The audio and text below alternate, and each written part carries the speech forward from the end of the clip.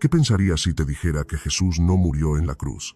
Y si te dijera que todo ese momento supuestamente sagrado, central en la fe cristiana, fue una construcción cuidadosamente fabricada, no una equivocación, no una interpretación malentendida, sino una mentira a propósito, una farsa elaborada con precisión, diseñada para controlar, para manipular, para imponer una historia sobre otra? Esto no lo dice cualquier conspiranoico moderno. Esta duda la sembró uno de los filósofos más temidos y silenciados por la historia, Baruch Spinoza, un hombre que, sin necesidad de negarlo todo, descubrió en los propios textos sagrados una grieta, una fisura por la que se cuela una verdad incómoda. La crucifixión de Jesús, tal y como nos la han contado, no ocurrió. Y si eso no ocurrió, entonces, ¿cuánto de lo que creemos verdadero es simplemente parte del guión? Spinoza fue expulsado de su comunidad judía no por ateo, no por blasfemo, sino por mirar demasiado de cerca los textos que todos aceptaban sin cuestionar. Él no partió de dogmas ni de misticismos, partió del lenguaje, del texto mismo, de lo que estaba ahí escrito desde siempre, pero que nadie se atrevía a leer con ojos limpios. Y en su análisis, encuentra algo sorprendente. Los relatos del Nuevo Testamento sobre la crucifixión están plagados de contradicciones, vacíos, omisiones y términos ambiguos. No lo dice con rabia, lo dice con lógica, lo muestra, y al hacerlo, desmantela la escena que durante siglos ha sido el corazón de la cristiandad. El primer elemento que desmonta es el propio concepto de crucifixión. En los textos griegos originales, el verbo que supuestamente describe el acto de clavar a Jesús en la cruz no siempre significa eso. En muchas ocasiones se traduce simplemente como elevar, levantar o suspender. Es decir, no hay una afirmación clara, contundente y directa de que Jesús fuera físicamente clavado a un madero. Eso ya es una alerta. Cuando algo tan importante se cuenta con palabras tan vagas, hay una razón, porque en los textos religiosos nada está escrito por error. Todo lo que se omite a propósito. Pero hay más. Las escenas de la pasión, las más famosas, las que más se representan en películas, en cuadros, en procesiones, están construidas con una lógica extraña. Por ejemplo, el juicio de Jesús ante Pilato. En un evangelio Pilato lo interroga a solas. En otro, lo expone al pueblo. En otro más, es Herodes quien lo ve. Las versiones no encajan, los tiempos no cuadran. El proceso judicial que lleva a la crucifixión de Jesús es más teatral que legal. No tiene sentido desde un punto de vista histórico. Y esto no es una opinión moderna. Es algo que Spinoza ya intuía al revisar los textos. Vio que cada evangelio cuenta una versión distinta, y que todas parecen más interesadas en construir un símbolo que en contar un hecho real. Y luego está la escena más simbólica de todas, la del ladrón crucificado a su lado, que lo reconoce como hijo de Dios. Una escena emotiva, potente, pero que solo aparece en un evangelio. En los otros no hay rastro de ese diálogo. ¿Cómo puede algo tan significativo, tan profundamente simbólico, estar ausente en 3 de los 4 relatos? Porque no era un hecho, era un mensaje, era un añadido pensado para reforzar la figura de Jesús como redentor incluso en su último aliento. Y eso, a los ojos de Spinoza, era una señal clara de manipulación literaria. Una de las claves que Spinoza identificó y que muchos hoy siguen pasando por alto es la ausencia total de testigos fiables. En el momento de la supuesta crucifixión, los discípulos no están. Pedro ha negado a Jesús. Judas se ha suicidado o ha desaparecido según la versión. Y el resto, simplemente, no están presentes. Entonces, ¿quién presenció realmente la muerte de Jesús? ¿Quién describió los detalles? ¿Cómo es posible que una de las escenas más importantes del cristianismo esté narrada por nadie que estuviera allí? Los relatos parecen construcciones posteriores, escritos desde la distancia, desde la necesidad de tener una muerte gloriosa, impactante, simbólica, pero no una descripción de un hecho real. Aquí es donde entra el elemento más perturbador, el personaje de Barrabás. Supuestamente, un asesino liberado por el pueblo en lugar de Jesús. Pero Barrabás es una figura extraña, no hay registros históricos de él, no hay datos, no hay contexto, su aparición parece puramente narrativa. Y hay estudios modernos que sugieren que su nombre completo, en algunos manuscritos antiguos, era Jesús Barrabás, es decir, Jesús Hijo del Padre. ¿Qué significa esto? Que podría haber sido una duplicación del personaje, una forma de mostrar 2 caminos, el espiritual y el violento, o tal vez una cobertura, un cambio de nombre para encubrir una sustitución. ¿Y si el que murió en la cruz no fue Jesús de Nazaret, sino alguien más? Spinoza nunca afirmó directamente que Jesús sobreviviera, pero sí cuestionó con fuerza que la versión de su muerte fuese cierta. Lo hizo sin misticismo, lo hizo desde el texto, desde la lógica, señaló los vacíos, las contradicciones, los términos ambiguos, y advirtió de algo muy serio. Cuando una religión necesita tanto de un símbolo de muerte, es porque no puede sostener su mensaje sin él.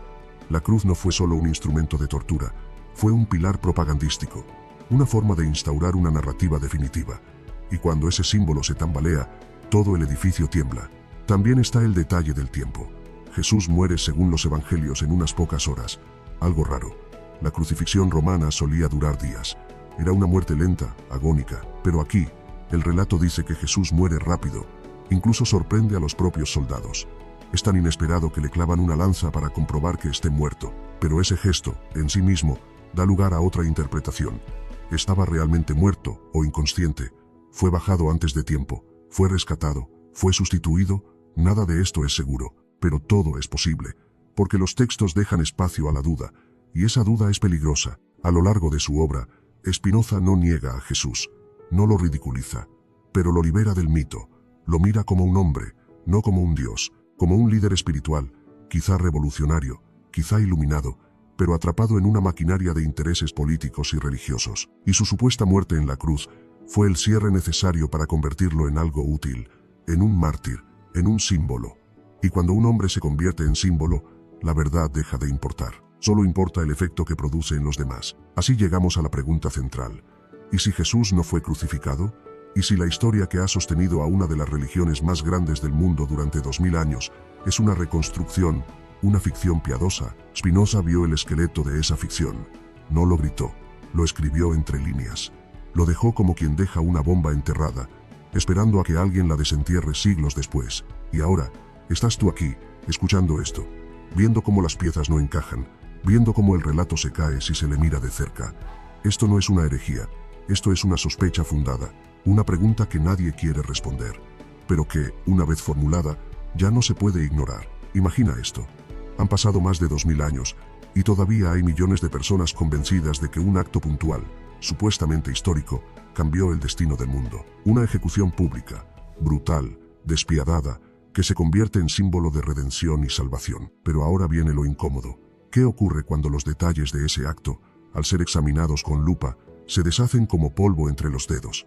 Spinoza fue uno de los primeros que se atrevió a señalarlo, pero lo que descubrió no se limitaba a decir que Jesús no fue crucificado. Lo que encontró es mucho más perturbador, que todo el andamiaje doctrinal se sostiene sobre una escena diseñada con una precisión narrativa digna de un autor teatral. En esta segunda parte, vamos a seguir ese rastro. Vamos a mirar lo que casi nadie se atreve a ver. Los elementos literarios, narrativos y políticos que revelan que la historia de la cruz fue construida para funcionar como una historia irresistible, no como una crónica real. Hay algo que resulta revelador desde el principio. Los evangelios no son contemporáneos a Jesús. Fueron escritos entre 40 y 70 años después de su muerte. En esa época, nadie escribía la vida de un carpintero judío crucificado.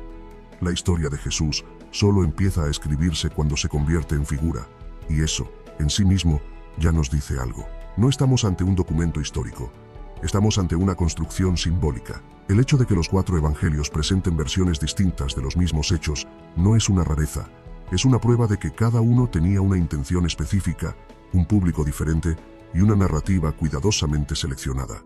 Marcos quiere mostrar a un Jesús sufriente, Lucas, a uno compasivo, Mateo, a uno mesiánico, Juan, a uno casi místico. 4 enfoques, 4 intereses, y entre todos, una única escena que todos incluyen, aunque con variaciones, la crucifixión, porque sabían que sin ella, la historia no funcionaba. Pero si miramos con atención, la escena está llena de elementos que no se comportan como partes de un hecho real, se comportan como símbolos literarios. Por ejemplo, el momento en que el cielo se oscurece, el velo del templo que se rasga, la tierra que tiembla. Todo eso suena más a un guión épico que a una ejecución romana. Y lo más sospechoso, esos fenómenos solo los mencionan ciertos evangelios, y no los demás. Si algo tan impresionante como un terremoto o un eclipse ocurrió en Jerusalén, ¿cómo es que no hay registro fuera de los textos cristianos? ¿Por qué los historiadores romanos que vivían en la zona no dicen ni una palabra sobre ello? Porque no pasó, porque fue añadido para causar impacto, porque era necesario crear un ambiente sobrenatural alrededor de la muerte del personaje. Otro detalle muy revelador, el uso del silencio. Hay momentos clave en los relatos en los que, de forma extraña, no se dice nada.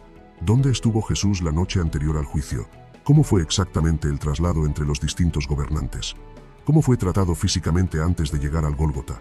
Hay saltos, vacíos, elipsis, y en narrativa, esos vacíos suelen tener una función: ocultar lo que no conviene mostrar. Spinoza lo vio con claridad. Él no estaba buscando milagros, estaba buscando coherencia textual, y encontró que la crucifixión no tiene coherencia como hecho histórico, solo tiene fuerza como símbolo. Por eso se repite en todos los evangelios, pero con detalles contradictorios, porque cada autor necesitaba su propia versión. Y cuando un hecho se adapta al gusto del narrador, deja de ser hecho. Se convierte en mito. Uno de los elementos que más llama la atención es la rapidez con la que se desarrolla todo. Jesús es arrestado, juzgado, condenado y ejecutado en menos de 24 horas. Eso no tiene sentido. En la práctica romana, los juicios eran procesos largos, especialmente si había que pasar por varias instancias.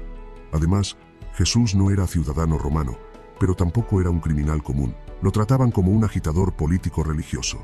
Y sin embargo, lo condenan con una velocidad absurda. Eso no es realismo histórico, eso es necesidad narrativa. El guión necesita que Jesús muera antes del sábado, para que su resurrección coincida con el tercer día. Todo encaja demasiado bien. Y cuando algo encaja demasiado en un texto antiguo, desconfía, porque la realidad nunca es tan ordenada. Además, está el tema del sepulcro. Jesús muere, supuestamente, y es enterrado en una tumba privada, propiedad de José de Arimatea, un personaje que no vuelve a aparecer nunca más, solo está allí para ese momento, y es él quien se encarga del cuerpo. ¿Por qué confiar el cuerpo de un líder revolucionario a un desconocido? ¿Por qué los discípulos no intervienen? ¿Por qué no hay un seguimiento del cadáver? Lo que sugiere esta escena es que no se quería hablar de lo que ocurrió con el cuerpo. Tal vez Jesús nunca estuvo allí, tal vez el cuerpo enterrado no era el suyo, o incluso más perturbador, tal vez ni siquiera hubo una ejecución real. Todo esto lo veía Spinoza cuando leía los textos, no como un creyente, no como un ateo, como alguien que sabe que cuando un texto oculta, lo hace porque teme lo que podría pasar si dijera la verdad. Y luego está el silencio de las fuentes externas. Hay historiadores romanos, judíos y griegos que vivieron en la misma época. Algunos incluso escribieron sobre los cristianos, pero ninguno describe la crucifixión de Jesús con detalles. Josefo, por ejemplo, menciona a Jesús en un pasaje breve, muy discutido, que parece haber sido manipulado por escribas cristianos. Tácito habla del castigo a los cristianos, pero no ofrece pruebas de la ejecución. ¿Cómo puede ser que un evento tan importante como la muerte del fundador de una religión no tenga eco directo en las crónicas contemporáneas? Porque no fue un evento público, o porque nunca ocurrió como lo contaron. Spinoza también se preguntó por qué la cruz se convirtió en símbolo tan rápidamente. En otras culturas, los instrumentos de tortura no se convertían en objetos sagrados. Nadie adora una horca, una guillotina o una silla eléctrica, pero la cruz sí. ¿Por qué?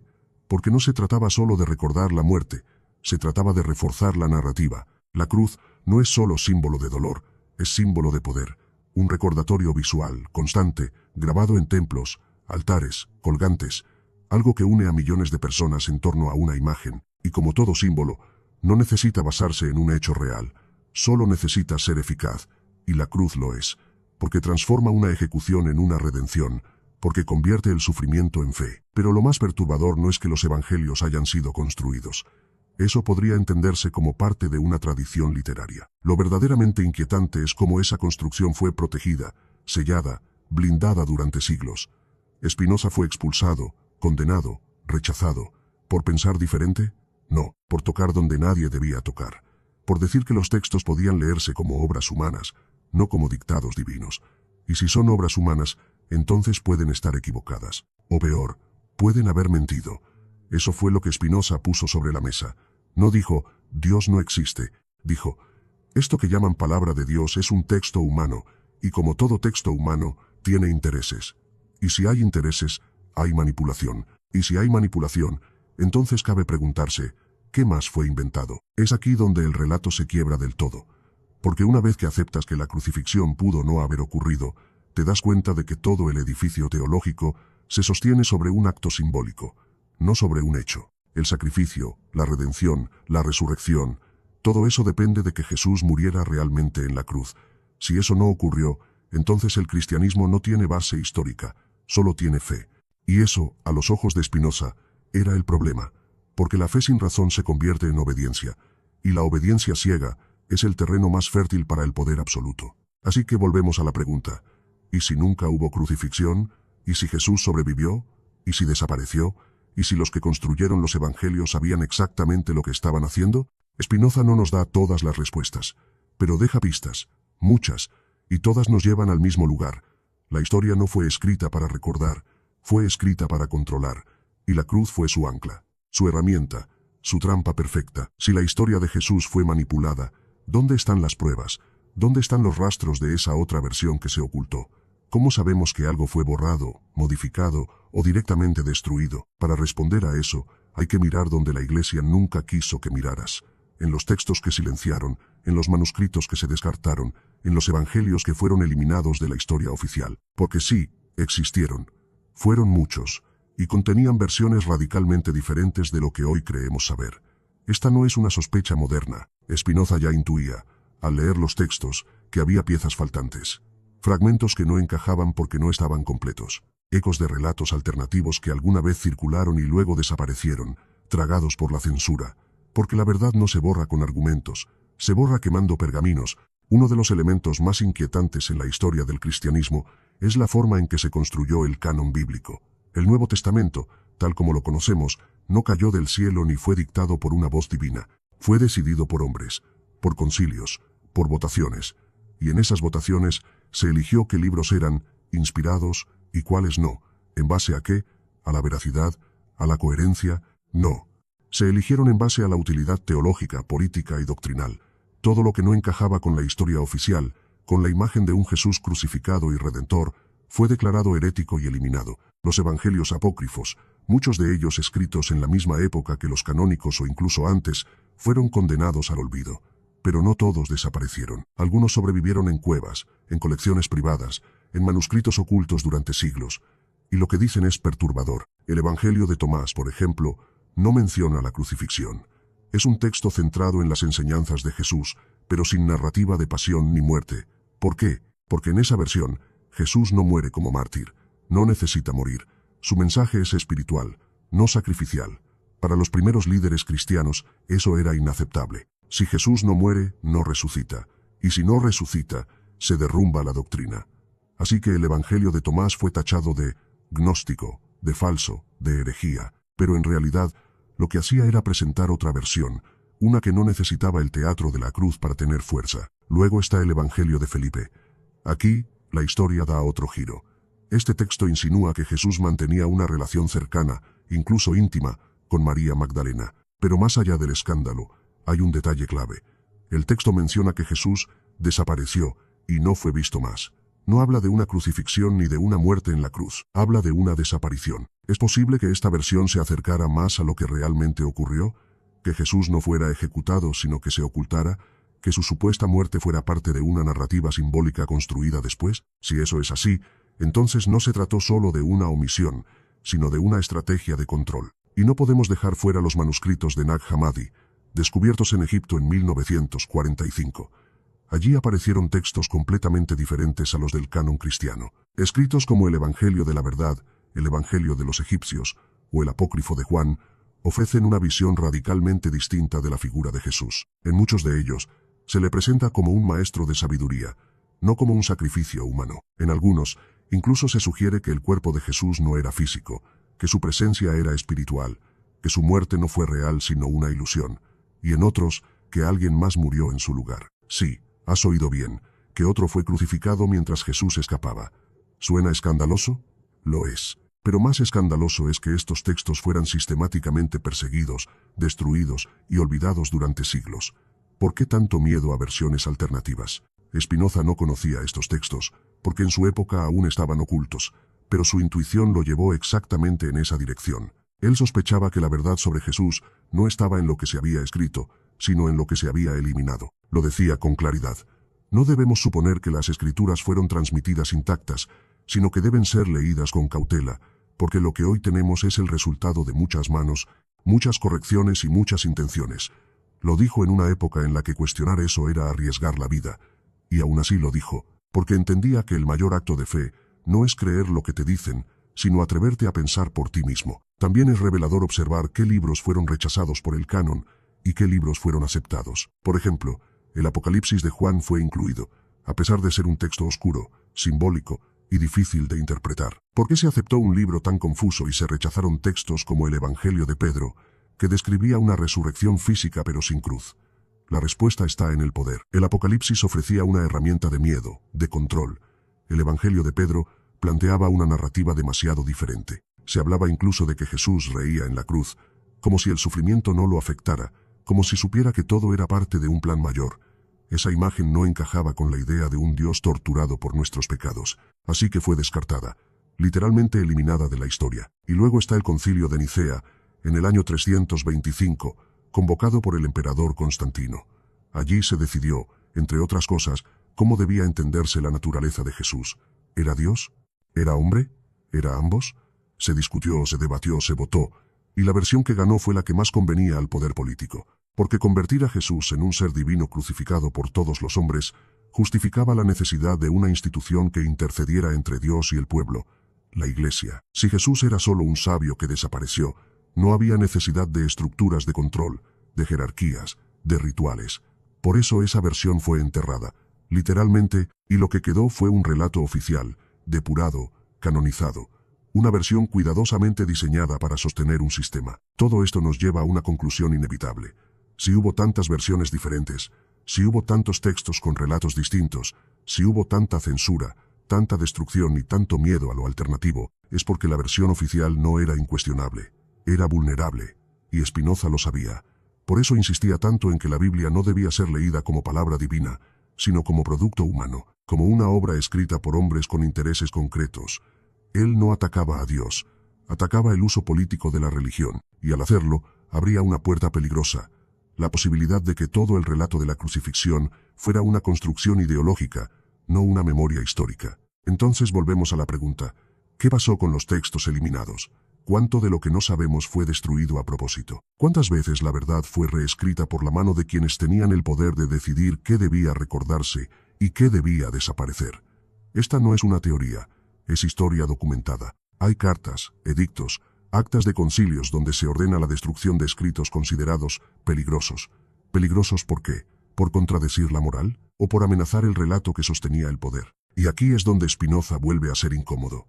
Porque al leer la Biblia como un texto humano, no como un texto sagrado, rompía la ilusión, quitaba el velo, y eso no solo lo hacía peligroso para los líderes religiosos, lo hacía insoportable, porque su método podía aplicarse a todo, a cada página, a cada símbolo, a cada historia, incluida por supuesto la crucifixión. Así que sí, Jesús pudo no haber sido crucificado, pero más importante aún, existieron documentos que lo decían, que lo insinuaban, que ofrecían otras versiones, y fueron silenciados, borrados, perseguidos. Porque no se trataba solo de contar una historia, se trataba de controlar una narrativa, y en esa narrativa, Jesús debía morir, debía sufrir, debía resucitar. Porque esa era la clave que abría la puerta del control total. Una vez sembrada la historia de la crucifixión, la maquinaria se puso en marcha para el siguiente paso, la resurrección. No bastaba con que Jesús muriera. No bastaba con un mártir, había que construir a un Salvador inmortal, a un Dios que vence a la muerte, que vuelve del más allá como prueba definitiva de su poder divino. Ese paso era obligatorio. Sin la resurrección, no hay victoria, no hay redención, no hay dogma, pero esa resurrección, que se repite como verdad absoluta desde los púlpitos, también está construida con las mismas herramientas de ambigüedad, contradicción y omisión que Spinoza denunció con tanta claridad. Y si se observa de cerca, como él lo hizo, se revela un patrón alarmante. No hay una sola versión clara de ese regreso. No hay una descripción coherente. Hay versiones enfrentadas, detalles contradictorios y una ausencia sospechosa de testigos. Una vez más, lo que se repite no es un hecho, es un guión. Empecemos por los relatos. En el Evangelio de Marcos, el más antiguo, la historia termina abruptamente. Las mujeres encuentran la tumba vacía, y un joven, no un ángel, un joven les dice que Jesús ha resucitado, pero no lo ven. Luego, en algunos manuscritos posteriores, aparecen añadidos. Marcos 16, 9-20 fue agregado después, y lo sabemos porque los manuscritos más antiguos no lo tienen. ¿Por qué se añadió? Porque el final original era demasiado débil, porque no había aparición, no había prueba visual, no había Jesús caminando, hablando, comiendo con los suyos. Se necesitaba reforzar el mito, así que se insertaron fragmentos, una manipulación consciente. Y ese es solo el principio. En el Evangelio de Mateo, Jesús aparece a las mujeres, pero los detalles no coinciden con los de Lucas. En Lucas, aparece a los discípulos de Emaús, pero no lo reconocen. Luego se aparece a los demás, come pescado con ellos y desaparece. En Juan, aparece a María Magdalena, luego a los discípulos, luego a Tomás. Pero los relatos no encajan en tiempo ni en lugar. Es como si se estuviera escribiendo una escena diferente para cada necesidad narrativa, como si la resurrección fuera moldeada según el público. No hay una voz única, hay una intención común. Sostener que de alguna forma Jesús venció a la muerte. Pero no hay un solo relato que resista un análisis lógico. Spinoza lo dijo sin adornos. Lo que no puede confirmarse con razón, no puede imponerse como verdad. Otro punto clave. No hay testigos presenciales de la resurrección. Nadie ve el momento exacto en el que Jesús revive. Solo encuentran una tumba vacía. Y eso, en cualquier investigación seria, no es prueba de nada. Una tumba vacía no demuestra resurrección. Puede significar muchas cosas. Traslado del cuerpo, robo, sustitución. Incluso puede significar que el cuerpo nunca estuvo allí. Pero en los evangelios, esa ausencia se convierte en prueba absoluta. ¿Cómo se justifica eso? Con fe, no con evidencia. Y cuando una historia depende exclusivamente de la fe, cualquier análisis racional la desarma. Además, está el problema de las apariciones. Si Jesús resucitó en cuerpo y alma, ¿por qué nadie lo reconoce al principio? María Magdalena, sus propios discípulos, los caminantes de Emaús, todos lo ven, pero no lo identifican. ¿Por qué ese detalle? ¿Era otra persona? ¿Era una figura simbólica? ¿O es que el relato estaba jugando con el recurso literario del reconocimiento tardío, típico en las historias épicas? No lo sabemos. Pero lo que sí está claro es que esos detalles generan más dudas que certezas. Y Spinoza, con su mirada filosa, lo dejó claro. Si un relato se contradice consigo mismo, no puede ser considerado revelación divina. Es solo literatura. Pero lo más grave no es la inconsistencia interna de los evangelios. Lo más grave es cómo esa narrativa fue impuesta. Desde los primeros siglos, cualquier versión que cuestionara la muerte o la resurrección de Jesús fue perseguida. Los gnósticos hablaban de una resurrección espiritual, no física. Algunos textos sugerían que Jesús había ascendido antes de morir, otros que su cuerpo era una ilusión. Todos fueron declarados heréticos, todos fueron perseguidos. ¿Por qué tanto miedo? Porque si se abría la puerta a otras interpretaciones, se acababa el monopolio.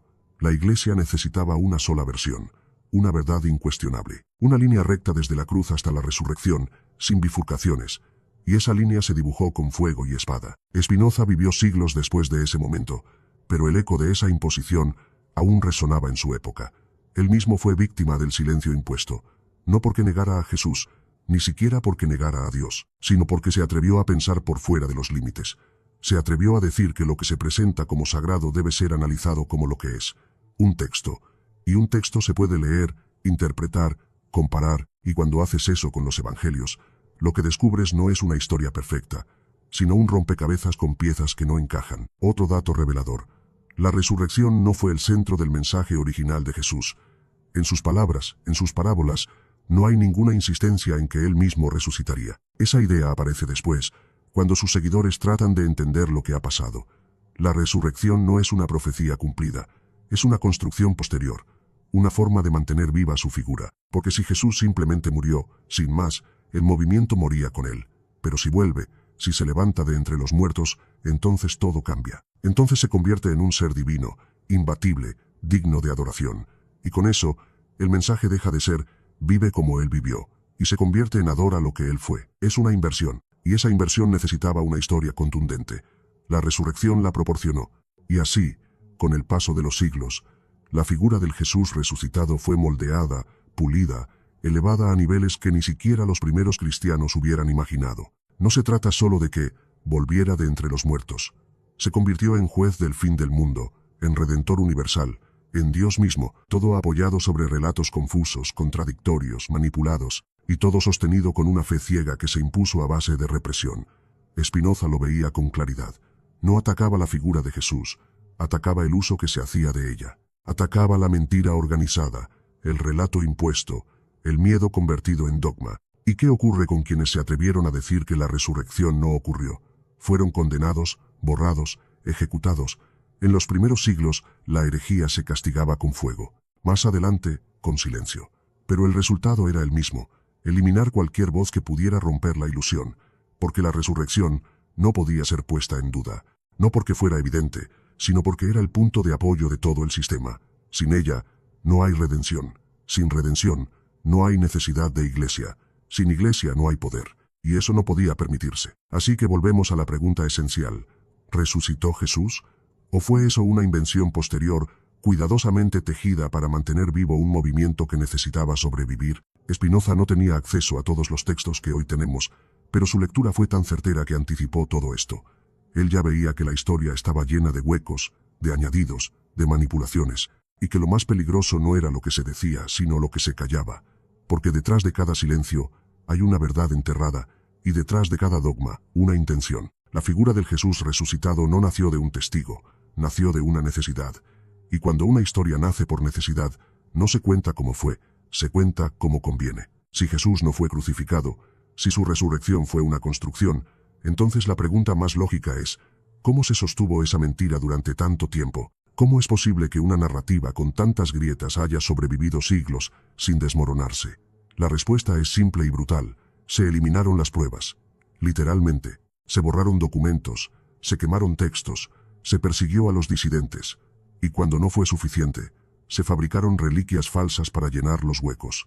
La historia no solo se escribió, se impuso. Se protegió con fuego, con sangre, con miedo. Spinoza, aunque no vio todo este proceso en detalle, entendió su lógica. Sabía que cuando una estructura de poder depende de una historia, hará todo lo necesario para que esa historia parezca indestructible. Empecemos con los documentos. Durante los primeros siglos del cristianismo, existían decenas de evangelios, cartas, testimonios y relatos distintos sobre Jesús. No solo los apócrifos que mencionamos antes, había versiones que se contradecían entre sí, que cuestionaban su muerte, que lo presentaban como un sabio humano sin atributos divinos. Algunos hablaban de una crucifixión simbólica, otros ni siquiera mencionaban la cruz. Pero esos textos fueron sistemáticamente eliminados. ¿Cómo? A través de edictos imperiales, órdenes eclesiásticas y, sobre todo, campañas activas de destrucción. No era solo una cuestión teológica, era una operación política. El ejemplo más conocido es el del obispo Atanasio de Alejandría. En el año 367, escribió una carta en la que definía qué libros debían considerarse sagrados. Esa lista es la que hoy conocemos como el canon del Nuevo Testamento. ¿Y qué se ordenó hacer con los demás textos? Destruirlos, quemarlos, borrarlos de la memoria colectiva. Muchos fueron eliminados en masa, otros se escondieron y sobrevivieron por suerte, como ocurrió con los manuscritos de Nag Hammadi, descubiertos más de 1500 años después. Pero la gran mayoría se perdió para siempre. Lo que hoy llamamos Biblia es el resultado de esa poda sistemática. No es una colección de libros elegidos por su veracidad, sino por su utilidad, por su alineación con una historia ya decidida de antemano. Pero la eliminación de textos no fue suficiente. Hacía falta reforzar la narrativa con objetos físicos, tangibles. Nació así el culto a las reliquias, y con él, una de las mayores industrias de falsificación de la historia. Supuestas espinas de la corona de Cristo, fragmentos de la cruz, clavos de la crucifixión, pedazos del santo sepulcro, gotas de sangre, hasta el mismísimo santo prepucio. Todo eso empezó a circular por Europa a partir del siglo IV, y no estamos hablando de una o dos piezas. En la Edad Media, había tantas reliquias de la cruz repartidas por iglesias que, si las juntaras todas, podrías construir un barco. Literalmente, los cálculos históricos estiman que se han registrado más de 40 clavos auténticos usados en la crucifixión.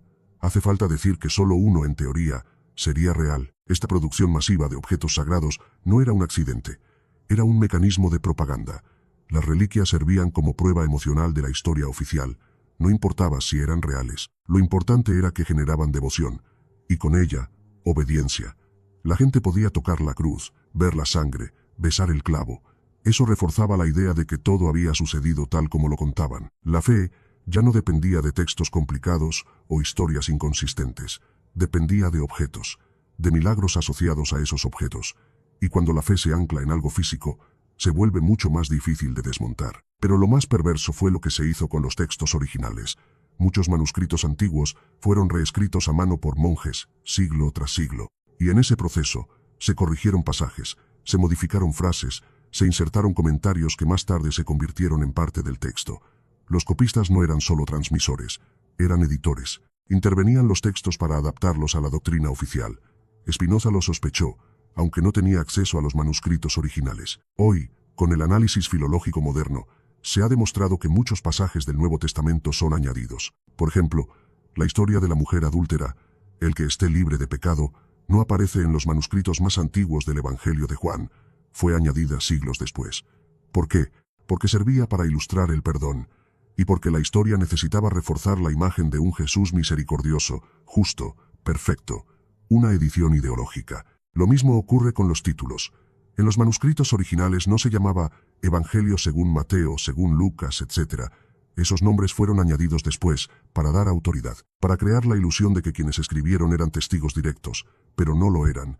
Nadie sabe con certeza quién escribió esos textos. Lo que sí se sabe es que fueron redactados décadas después de la supuesta crucifixión, por personas que jamás conocieron a Jesús, y aún así, se presentaron como testimonios de primera mano. Una estrategia narrativa, una construcción. Otro mecanismo de control fue el idioma. Durante siglos, la Biblia estuvo prohibida en lenguas vernáculas. Solo se permitía leerla en latín, una lengua que solo el clero entendía. ¿Por qué? Para evitar que la gente leyera por sí misma y encontrara las contradicciones. La traducción se convirtió en una amenaza. Cuando Wycliffe tradujo la Biblia al inglés, fue declarado hereje. Lo mismo ocurrió con Tyndale, que fue ejecutado. El mensaje era claro. La escritura debía ser leída solo a través del filtro de la Iglesia, nunca directamente, porque el texto, leído sin intermediarios, revelaba lo que no debía saberse, que la historia estaba llena de costuras. Y mientras todo esto ocurría, se creaba una red de censura teológica. La Inquisición no fue solo un tribunal contra brujas o herejes, fue una maquinaria de control del pensamiento. Se prohibieron libros, se condenaron autores, se castigó el simple acto de dudar. Spinoza vivió esa represión en carne propia. No solo fue expulsado de su comunidad, fue vigilado, atacado, silenciado. Sus obras fueron incluidas en índices de libros prohibidos durante siglos.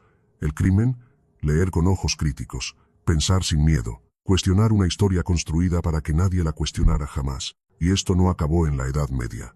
Aún hoy, muchas iglesias prohíben interpretaciones alternativas. Aún hoy, se reprime la investigación histórica si contradice el relato oficial. Aún hoy, la figura de Jesús crucificado es intocable.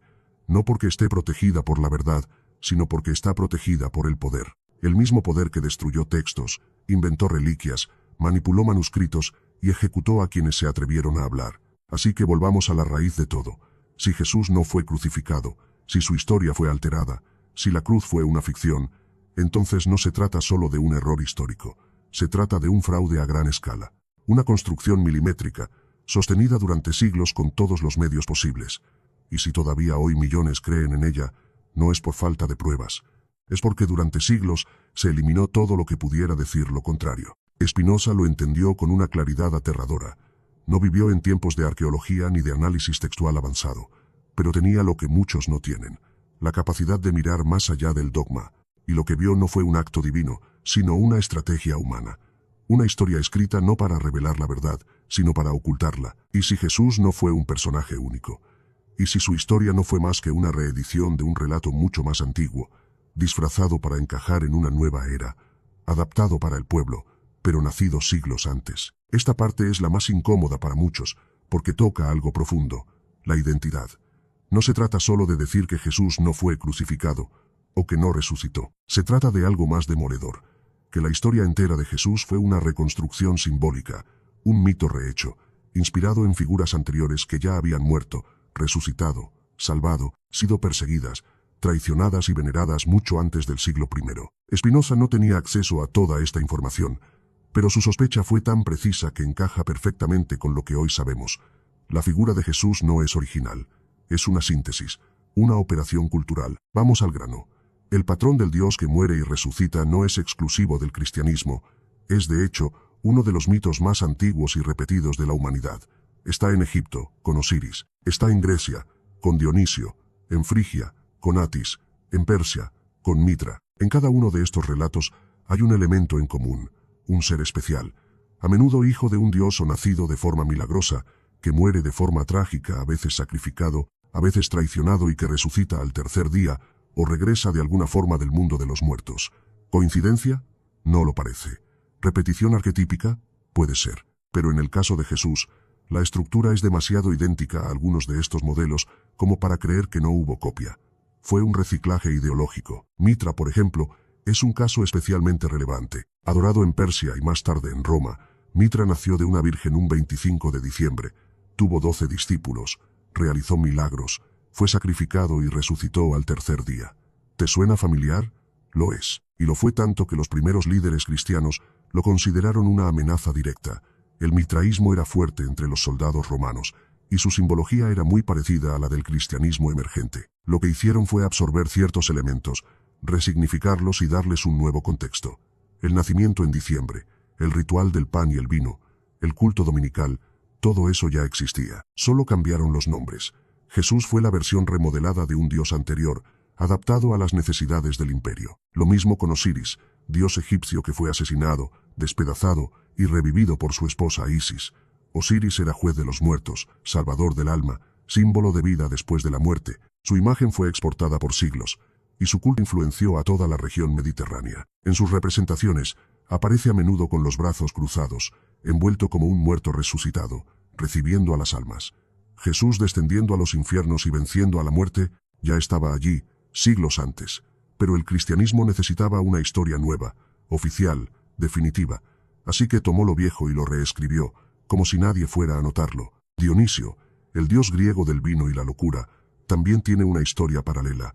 Hijo de Zeus y una mujer mortal, muere de forma violenta y vuelve a la vida. También se le relaciona con el pan, el vino y la transformación de lo humano en divino.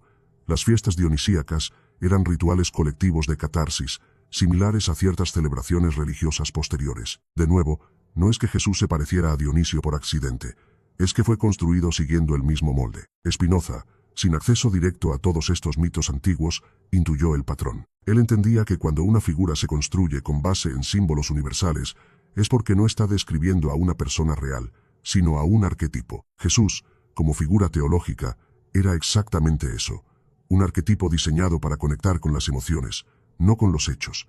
Y Spinoza fue aún más lejos. Dijo que los relatos religiosos se repetían porque los líderes no buscaban transmitir verdades históricas, sino mantener el orden social. Y para eso necesitaban relatos poderosos, familiares, profundamente simbólicos. Jesús fue moldeado para ocupar el lugar de los dioses antiguos, con un barniz de historicidad que lo hacía más creíble. Pero no era único. Era el último de una larga serie. La repetición de fechas es otro elemento sospechoso.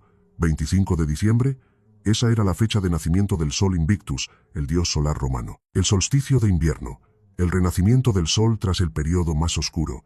Jesús como la luz del mundo, naciendo en esa misma fecha. No hay prueba bíblica que lo confirme. Fue una decisión política, adoptada siglos después, para facilitar la conversión de paganos. Se mantuvo la celebración, se cambió el nombre. Un maquillaje religioso. Incluso la figura de la Virgen María es una adaptación. En los mitos antiguos, las madres de los dioses eran vírgenes o mujeres divinas. Isis, la madre de Horus, era representada con su hijo, en brazos exactamente como más tarde se representaría a María con Jesús. ¿Casualidad? Improbable. La imagen fue adoptada porque funcionaba, porque ya conectaba con el imaginario colectivo. Y ese ha sido siempre el método, tomar lo que ya existe en la memoria popular y darle un nuevo rostro. Pero lo más demoledor es esto. Si Jesús fue construido a partir de figuras anteriores, entonces no hay un núcleo histórico que defender, no hay verdad objetiva que proteger, solo hay una estructura narrativa diseñada para sostener el poder de una nueva institución. Spinoza lo sabía, aunque no tuviera todas las piezas. Para él, la Biblia debía leerse como se lee una obra política. Cada palabra, cada símbolo, cada relato tiene un propósito, no para contar lo que ocurrió, sino para guiar lo que debe creerse. Y si el relato se parece tanto a los mitos anteriores, es porque fue construido con los mismos materiales. Esto no quita valor simbólico al mensaje de Jesús, no invalida las enseñanzas morales que algunos encuentran en su figura, pero destruye la idea de que su historia es única, verdadera y sagrada en un sentido histórico. Y eso es lo que duele. Porque revela que el cristianismo, como muchas otras religiones antes, nació de una necesidad estructural, unificar, gobernar, moralizar, y para lograrlo se creó una figura con todas las características necesarias para provocar devoción, obediencia y sacrificio. El Dios que muere por ti, el Salvador que sufre por tus pecados, el resucitado que te promete vida eterna. Todo eso ya existía, solo cambiaron el nombre y lo llamaron Jesús.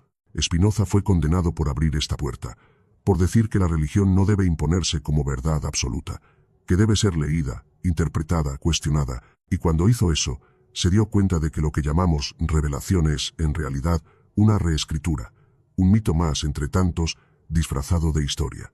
y que creer ciegamente en él no es un acto de fe, es un acto de obediencia. Han pasado más de 2000 años desde que supuestamente un hombre murió en una cruz y volvió de entre los muertos. 2000 años de iglesias construidas sobre esa imagen, de imperios que usaron su nombre para conquistar y matar, de millones de personas que dieron su vida por una historia que, como hemos visto en las últimas 6 partes, tiene todas las marcas de una construcción cuidadosamente diseñada. Spinoza fue uno de los primeros que tuvo el valor de decirlo: la verdad no está en lo que te dicen, sino en lo que puedes ver cuando te quitas la venda. Y si has llegado hasta aquí, ya lo sabes. Jesús no fue crucificado, al menos, no como te lo contaron. Y si esa escena central del cristianismo es una ficción, ¿qué más lo es? Lo más inquietante no es que se haya creado una mentira, sino que esa mentira haya funcionado también, porque no solo dio origen a una religión, dio origen a una forma de vida, a una estructura de control. La imagen del Cristo crucificado no solo representa dolor y redención, representa sometimiento, resignación, obediencia. Un Dios que sufre en silencio, que acepta la injusticia, que muere sin protestar, se convierte en el modelo perfecto para formar ciudadanos dóciles. No pienses, no cuestiones, sufre, porque algún día serás recompensado. Esa idea, repetida durante siglos, es la herramienta más eficaz de domesticación colectiva que ha existido jamás. ¿Y cómo se mantiene una ficción durante tanto tiempo? Con símbolos, con miedo, con culpabilidad, la cruz, el pecado, el infierno. Todo está ahí para recordarte que sin Jesús, ese Jesús moldeado artificialmente, no eres nada. No puedes salvarte, no puedes pensar por tu cuenta. Necesitas la guía de la Iglesia, del dogma, del intermediario. Spinoza lo denunció con palabras claras. La religión institucionalizada no busca llevar al ser humano a la verdad, sino mantenerlo bajo control. Y si la figura de Jesús fue adaptada, editada, mezclada con mitos anteriores, no fue por ignorancia, fue por estrategia. Mira a tu alrededor. Las raíces de esa mentira siguen vivas. Las celebraciones, las fechas, los rituales, las imágenes. Cada Semana Santa, millones de personas marchan, lloran, se flagelan por una escena que, como ya vimos, fue construida con retazos de historias anteriores. No están recordando un hecho histórico, están reafirmando un sistema, están reviviendo una emoción que ha sido cultivada para mantenerlos dentro del marco.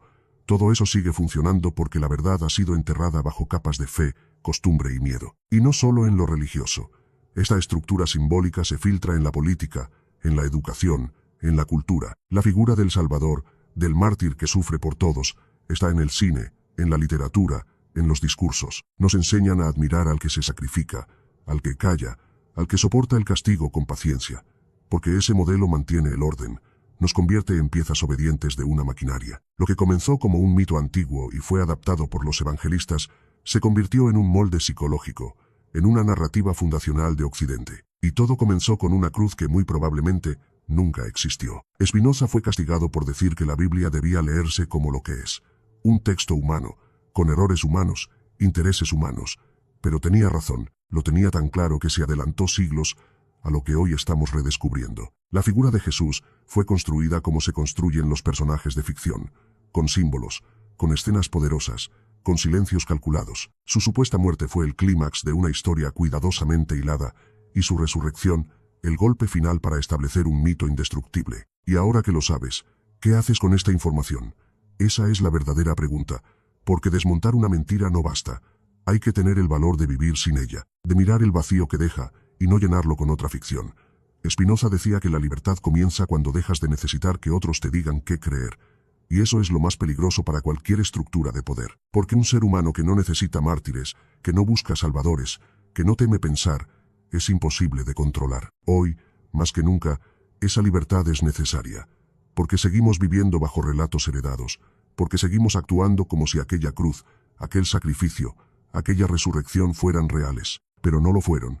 Fueron escritos, editados, impuestos, y tú tienes en tus manos el poder de romper ese ciclo, de pensar, de cuestionar, de entender que la figura de Jesús, tal como nos la enseñaron, es una construcción perfecta, sí, pero una construcción al fin y al cabo, una ficción tan efectiva que se volvió real en la mente de millones. Spinoza no destruyó a Jesús, lo liberó, lo arrancó del altar para mostrar al ser humano detrás del mito, y tal vez eso sea lo más poderoso de todo, porque cuando dejas de ver a Jesús como un Dios crucificado y empiezas a verlo como una figura simbólica construida para controlar, también te liberas tú, dejas de ser oveja, dejas de ser pecador, dejas de ser súbdito, y te conviertes al fin en alguien capaz de mirar la verdad aunque duela. Así que ya lo sabes, Jesús no fue crucificado. Su historia fue moldeada con manos humanas, mezclada con mitos anteriores, impuesta con violencia, sostenida con manipulación y mantenida con miedo. Spinoza lo vio, lo dijo, y por eso lo callaron. Pero la verdad, cuando se enuncia, ya no puede esconderse para siempre. Tú has llegado hasta aquí, tú has escuchado, ahora la elección es tuya. ¿Seguirás repitiendo la mentira, o tendrás el valor de dejarla atrás?